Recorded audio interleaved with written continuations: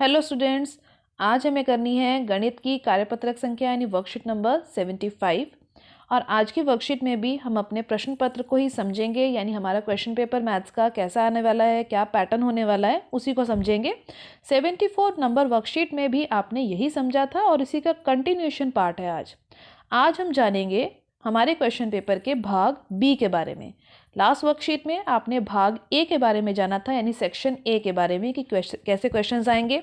1 marker questions आपने समझे थे कैसे क्वेश्चंस हो सकते हैं जो आपके पेपर में आपको देखने को मिलेंगे। आज की वर्कशीट में हम भाग 2 के बारे में जानते हैं, यानी जो पार्ट बी होगा हमारे क्वेश्चन पेपर का वो कैसा होगा।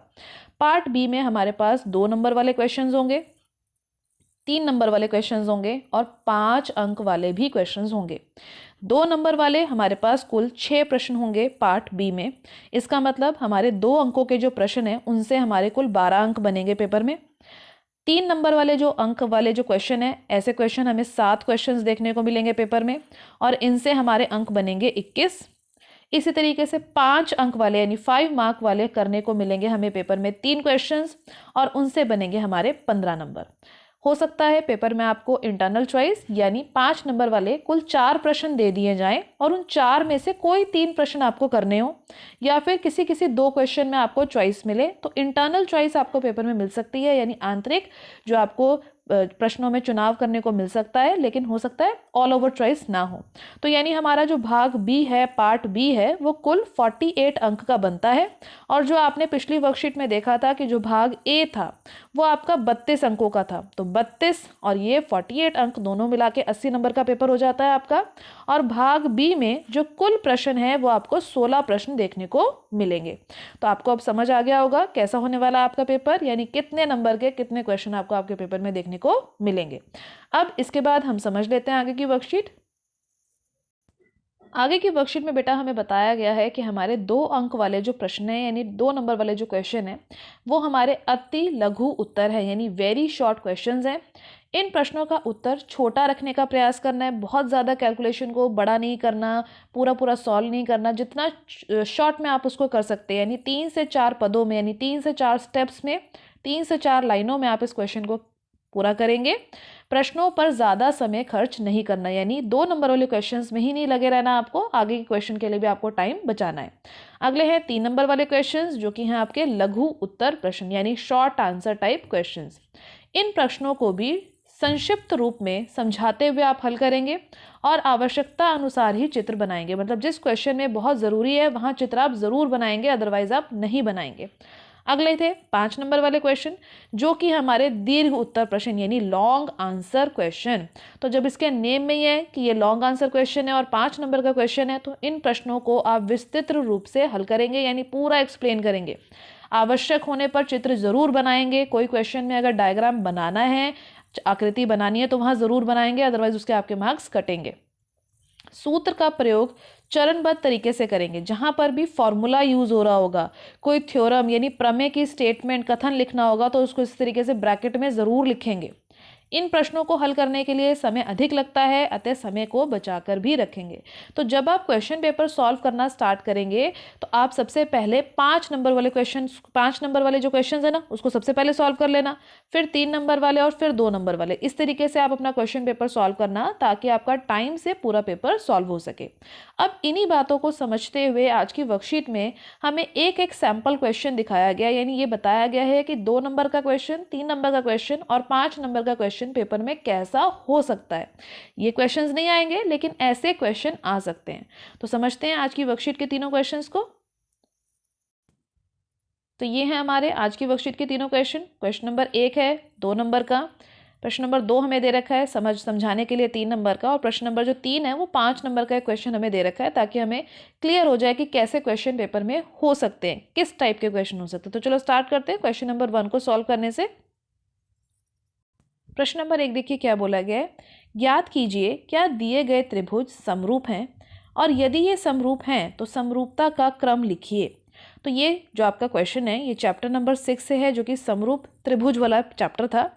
यहाँ पर आपको 2 त्रिभुज दिए गए हैं, एक है DEF और एक है PQR। दोनों ही त्रिभुजों में 2 कोण का माप दे रखा है, एक में 70 और 71 और दूसरे त्रिभुज में हमें दे रखा है 71 और 39। तो अगर मैं ये तीसरा कोण भी निकाल लूँ, क्योंकि दिए गए दोनों कोणों में से एक ही कोण बराबर है 71 वाला, अगर मैं तीसरा कोण भी निकाल लेती हूँ और अगर वो भी बराबर आ जाता है ना, तो क्या हमारे त्रिभुज समरूप हो पाएंगे? आप कहेंगे हाँ, क्योंकि हमारे पास समरूप करने के लिए ए समरूपता है, यानी दो त्रिभुज के अगर तीनों कोण या फिर कोई दो कोण आपस में बराबर हो जाते हैं तो दोनों त्रिभुज हमारे समरूप त्रिभुज कहलाते हैं। तो त्रिभुज के इस तीसरे कोण का माप हम निकाल सकते हैं दोनों ही त्रिभुजों में। तो चलो स्टार्ट करो। हमने सबसे पहले लिया त्रिभुज DEF, इसके तीनों कोण, कोण D, कोण E और कोण F, तीनों को जोड़ दिया। D, E और F जोड़ेंगे तो 180 प्राप्त होगा। त्रिभुज के तीनों कोणों का योग 180 होता है। 70 था हमारा कोण D, E था 71, देखो यहाँ डायग्राम में है ना E, और F हमें ज्ञात करना है। 70 और 71 को जोड़ के 180 में से घटा देंगे तो कोण F का मान हमारा आ गया 39 डिग्री, हो गया ना। इसी तरीके से त्रिभुज के PQR त्रिभुज के भी तीनों कोणों का योग P, Q और R, इसका योग 180 आया। हमने मान डाल दिए। P का मान था 39 डिग्री, Q की जगह पे Q लिखा, वो तो हमें नहीं पता था, और R की जगह पे हमने 71 लिखा। 39 और 71 को जोड़ के 180 में से घटा लिया तो हमें प्राप्त हो गया 70 डिग्री, यानी ये बचा हुआ कोण भी 70 डिग्री मिल गया। अब ध्यान से देखो, तीनों कोण बराबर हो गए। ये 70 है, यहाँ पर ये 70 है, ये 71 है, तो दूसरा भी 71 है, और तीसरा जो था 39 था वो भी 39 है। तो हाँ, दिए गए त्रिभुज समरूप हैं। क्यों समरूप है? क्योंकि दोनों त्रिभुजों के तीनों ही कोण आपस में बराबर है। डी कोण बराबर है क्यू के, बराबर है 70 डिग्री के। ई कोण बराबर है कोण आर के, यानी 71 डिग्री के, और एफ कोण बराबर है पी के, जो कि है 39 डिग्री का। तो त्रिभुज DEF समरूप का निशान बनाया, त्रिभुज QRP, और लिख दिया AAA समरूपता द्वारा। यही समरूपता हमने यहाँ पे इस्तेमाल करी ना, AAA समरूपता द्वारा। तो हो गया हमारा प्रश्न नंबर 1 हल। 2 नंबर का क्वेश्चन था, कितना इजी है। इसके बाद हम देखते हैं हमारा नेक्स्ट क्वेश्चन, जो कि है 3 नंबर का प्रश्न। इसके बाद देखो प्रश्न नंबर 2 क्या है। प्रश्न नंबर 2 में बोला गया है एक रेखाखंड AB बराबर है 8 सेंटीमीटर को अनुपात 1:3 में विभाजित कीजिए। और ये कितने नंबर का है? 3 नंबर का क्वेश्चन। तो ये क्वेश्चन आपका चैप्टर रचनाओं में से है। आपने करी थी ना वर्कशीट नंबर 71, 72 और 73, करे थे ऐसे क्वेश्चन। कितना ईजी क्वेश्चन है, और ये 3 नंबर में दिया गया है, बहुत स्कोरिंग क्वेश्चन है। तो चलो स्टार्ट करो इसको करना। अपनी कॉपी में AB लाइन सेगमेंट यानी एक रेखाखंड खींचो, पेंसिल और स्केल की सहायता से A लिखोगे, B लिखोगे, 8 सेंटीमीटर का स्केल और पेंसिल की सहायता से नाप के इसको बना लोगे। उसके बाद अनुपात बोला गया है 1:3 में इसको विभाजित करना है, बांटना है। तो जो भी अंक यहाँ दिए गए होते हैं उसी के हिसाब से हम बांटते हैं, और इसी के हिसाब से हम कर लेते हैं यहाँ पर काम। AB हमने ड्रॉ करी थी, खींची थी।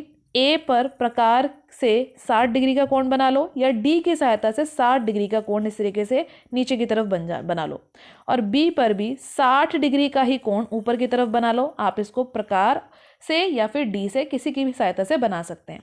अब इसके बाद देखो, पहला अंक था 1।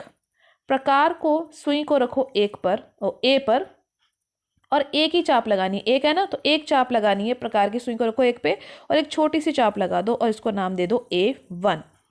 अगला अंक है 3। तो अब रखो इतनी ही खुली हुई प्रकार को, जो आपने इस वाली चाप को लगाने के लिए खोली थी ना, इतनी ही खुली प्रकार को रखो B पर, और 3 चाप लगानी है। 3 संख्या है ना, तो B पे रखी, पहली चाप लगाई, इस बिंदु पे रखा, अगली चाप लगाई, फिर इस बिंदु पे रखा और अगली चाप लगाई। तो 3 चाप लगाने का मतलब B1, B2 और B3 हमें मिल गए। अब इसके बाद हमें क्या करना है, जो यहाँ पर आखिरी चाप थी और दूसरी तरफ जो आखिरी चाप थी, यहाँ पर क्योंकि एक ही चाप है तो यही आखिरी है, इधर की तरफ आखिरी है B3। इन दोनों बिंदुओं को स्केल और पेंसिल की सहायता से जोड़ दो। जहाँ पर ये आपकी AB को काट देगा वो बिंदु कहलाएगा C बिंदु, और यही हो जाएगा हमारा AC अनुपात CB बराबर है 1:3 के। यानी जो हमारा ये C बिंदु हमें प्राप्त हुआ, ये बिंदु, इस बिंदु की वजह से AC और CB 1:3 में बट गई, यानी पूरी AB C की वजह से 1:3 में बट गई। तो हो गया हमारा क्वेश्चन नंबर 2 हल, और कितना इजी था, और 3 नंबर का ये क्वेश्चन है। इसके बाद हम स्टार्ट करते हैं क्वेश्चन नंबर 3, जो कि है 5 नंबर का क्वेश्चन। अगला प्रश्न देखिए बेटा, प्रश्न नंबर 3, जो कि है आपका 5 अंक का प्रश्न। दी गई आकृति MNOP में भुजा 14 सेंटीमीटर वाला एक वर्ग है और आपको बोला गया है कि छायांकित भाग का क्षेत्रफल ज्ञात कीजिए। छायांकित भाग देख पा रहे हैं ना आप, ये वाला जो पोर्शन है इसका क्षेत्रफल आपको ज्ञात करना है। क्षेत्रफल कैसे ज्ञात करेंगे हम? अगर हमें एक ऐसी सी वर्ग आकृति की पेपर की शीट मिल जाए, उसमें से मैं ये अंदर वाली शेप काट के अलग निकाल दूं, तो यही तो पोर्शन बचेगा। जो बाकी का शेडेड पोर्शन है यानी छायांकित भाग है, वही भाग मेरे पास शीट का बचेगा। तो यानी यही मुझे यहाँ पर करना है। मुझे इस पूरे वर्ग में से अंदर वाला हिस्सा निकाल देना है, यानी उसका क्षेत्रफल मुझे निकाल देना है। लेकिन ये आकृति तो कैसी आकृति है हमें समझ ही नहीं आ रहा, तो हम इस आकृति को बांट लेते हैं, यानी इसको यहाँ से जोड़ देते हैं, इसको भी यहाँ से जोड़ देते हैं, इसकी लाइन को भी यहाँ जोड़ते हैं और इसको भी यहाँ से जोड़ देते हैं। तो इन आकृतियों को जोड़ने के बाद आप अंदर एक वर्ग देख पा रहे हैं छोटा, और उस वर्ग के चारों तरफ अर्धवृत्त यानी आधे गोले भी आप देख पा रहे हैं। अब इस आधे गोले के लिए ये जो गोला है, इसकी यहाँ से लेकर ये जो भुजा है, ये है व्यास, जो कि 2 गुणा त्रिज्या के बराबर होता है। यानी ये भुजा हमारी हो गई 2 गुणा r।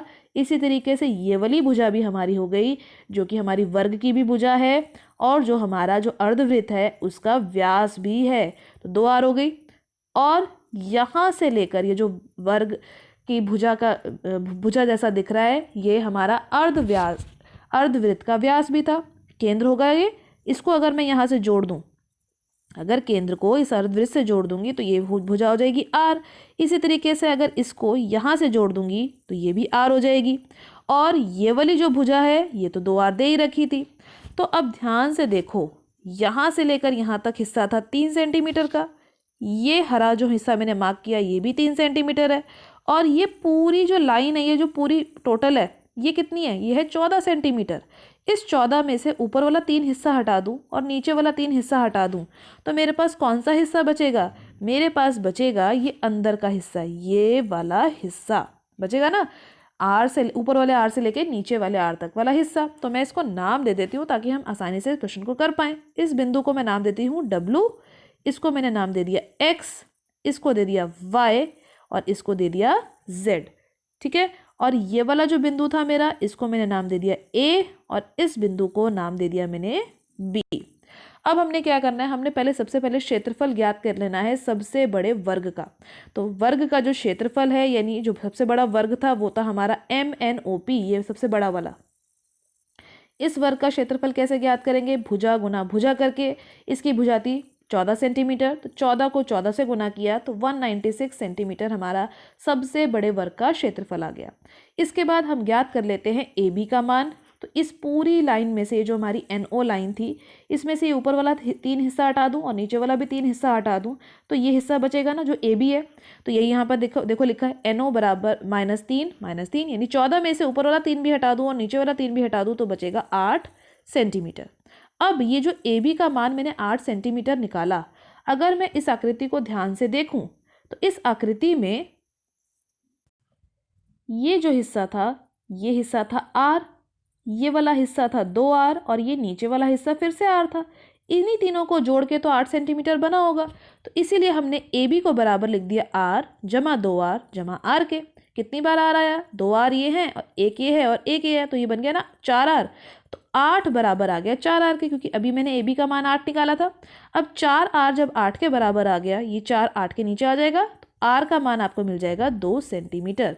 तो कितनी आसानी से हमने इस आकृति को बांट लिया और जो चारों अर्धवृत्त बन रहे थे यहाँ पे बाहर, उन अर्धवृत्त की त्रिज्या भी निकाल ली। अब इन चारों अर्धवृत्त का क्षेत्रफल ज्ञात करना है। तो वृत्त का क्षेत्रफल होता है πr² यानी गोले का, सर्कल का। अर्धवृत्त का मतलब इसका आधा कर दो, बटा 2 हो गया। और कितने अर्धवृत्त थे? 4, 1 2 3 4, चारों कोनों पे 4 थे, तो इसी को मैंने 4 से गुणा कर दिया। अब ये बाहर वाला 4 और ये 2, ये भी कट जाएंगे, 2 एकम 2 और 2 दूनी 4। तो देखो ध्यान से, यहाँ यही लिखा हुआ है।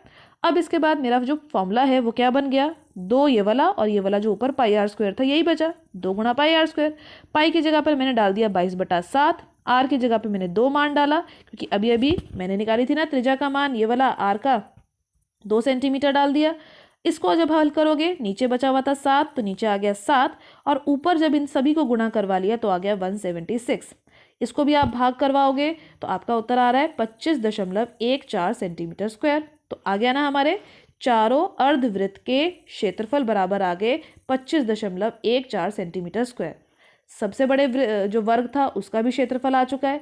अब कौन सा क्षेत्रफल बचा? जो ये अंदर वर्ग बन रहा था उसका क्षेत्रफल बचा, तो चलो उसको भी निकाल लेते हैं। उसकी भुजा किसके बराबर है? देखो डायग्राम में ध्यान से, 2 गुना आर के। तो 2 गुना आर का वर्ग करना है, तो आर का मान तो 2 ही आया था, यानी 2 बाहर वाला फॉर्मूला वाला, और ये जो आर का मान था वो भी 2 था, तो 2 गुना 2 का वर्ग यानी 4 का वर्ग करना है। और 4 का वर्ग कितना होता है? 16। तो हमारा उत्तर आ गया 16 सेंटीमीटर स्क्वायर। यानी अंदर जो क्षेत्रफल, अंदर जो वर्ग बनाया गया था उसका भी क्षेत्रफल, ये लिख देती हूँ मैं यहाँ पे वर्ग, उसका भी क्षेत्रफल 16 आ गया। अब हमें क्या निकालना था? छायांकित भाग का क्षेत्रफल। तो चलो वो निकालते हैं अब। तो अब ध्यान से देखो बेटा, छायांकित भाग का क्षेत्रफल हम कैसे ज्ञात करेंगे? पूरे बड़े वाले वर्ग में से, यानी MNOP के क्षेत्रफल में से हम ये चारों जो हमारे साइड सर्कल बने थे, आधे वृत्त बने थे, अर्धवृत्त, उसका क्षेत्रफल घटा देंगे, और साथ ही जो अंदर ये वाला जो हमारा वर्ग बन रहा था WXYZ, इस वर्ग का भी क्षेत्रफल घटा देंगे। तीनों मान हमारे पास आ गए हैं, 196, 25.14 और 16।